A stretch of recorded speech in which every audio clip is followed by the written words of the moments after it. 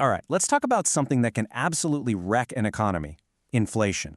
It feels like this big, scary, mysterious disease, right? But what if I told you the cause and the cure are actually pretty simple? Well, that's what we're digging in today based on our source material. Let's get started. So to really get a grip on inflation, we got to start with the basics. What even is money? Let's try a little thought experiment. Picture two pieces of paper in your hands. One is a crisp $5 bill. The other is just a random clipping from a magazine. Same size, same feel. With one, you can grab a coffee. The other, it's basically just Kindle. So what's the deal? What's the magic ingredient that makes one of these pieces of paper valuable and the other one worthless? I mean, it's not the ink. It's not the fancy drawing on it. The answer to this is the key to understanding this whole thing. So here's the crazy part. The only reason that $5 bill has any value is because we all agree it does. It's this powerful shared story, or fiction really, that we all buy into. You take it for payment because you know for a fact someone else will take it from you. It's the oil that keeps the whole economic engine running. But, and this is a huge but, when that shared story starts to break down, when the machine gets out of order, things can get really, really destructive. And that's where the disease comes in. When that system gets out of order, we get inflation.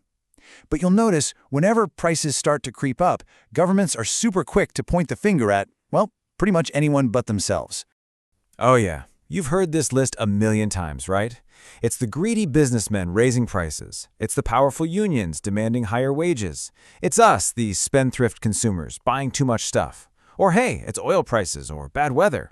These are always the go-to scapegoats. But here's the thing.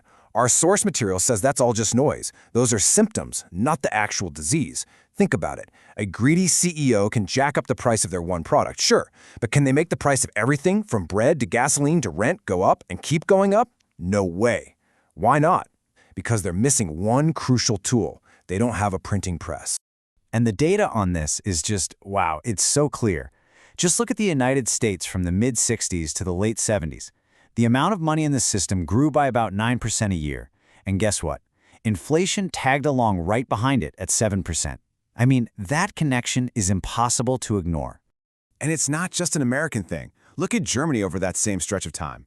They were really disciplined about how much money they created. And the result? You guessed it, low money growth, low inflation. It's a pattern. Now let's look at the other end of the spectrum: Brazil. They were printing money like there was no tomorrow. The money supply just exploded. And what happened with inflation? It exploded right along with it. The relationship is just undeniable wherever you look. And this all leads to the central diagnosis from our source. It's a famous one.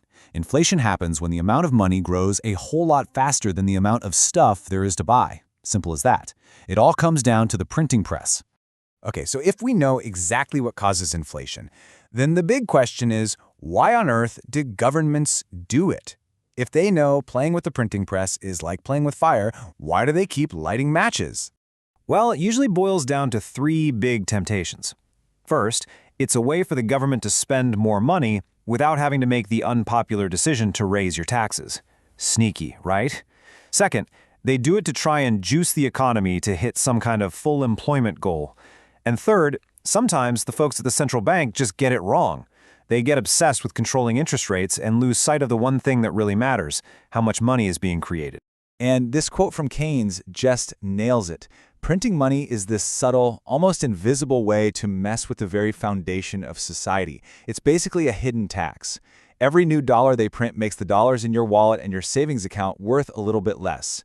It's a politically easy way to pay for things, and that's what makes it so dangerous. So we know the disease, we know what causes it, and the cure seems obvious, right? Just stop printing so much money. Slow it down. But actually doing that is incredibly hard. Why? Because when you try to cure it, all the bad stuff happens first. To really get why this is so tough, our source gives us a fantastic analogy.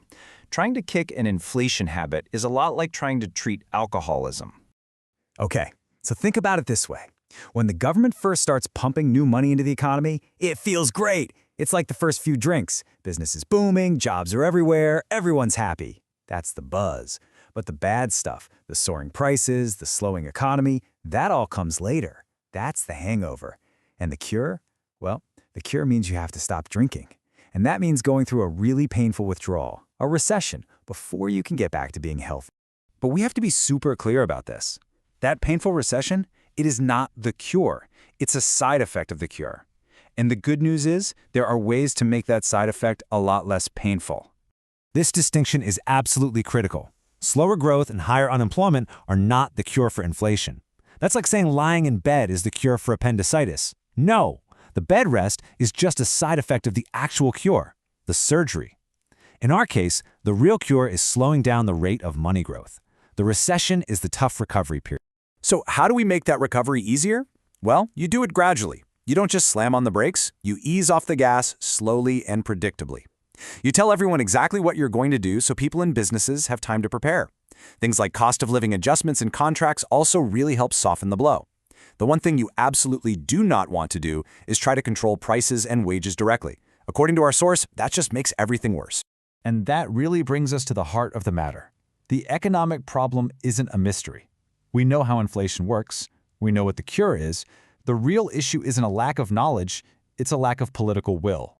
So let's just boil this whole thing down to 5 simple, powerful truths. 1. Inflation is always about money. 2. The government, and only the government, is in charge of how much money there is. 3. The only way to stop it is to slow down the money growth. 4. This isn't a quick fix. It takes a long time for inflation to build up, and it takes a long time to wring it out of the system. And 5. As much as we'd like to avoid it, there are going to be some painful side effects from the cure. So, next time you hear a politician say we have to choose between a little inflation and a lot of unemployment, you'll know they're setting up a false choice. That is not the actual trade-off we're facing. Here's the real choice. Do we want the slow, grinding, and ultimately higher unemployment that comes from letting inflation run wild for years? Or do we accept a temporary spike in unemployment as the necessary short-term side effect of actually curing the disease for good? And that's where we'll leave it. It really all comes down to one final tough question. We know what the cure is. We even know how to make the treatment less painful. The only question left is, do we, and more importantly, do our leaders, have the political courage to actually go through with it?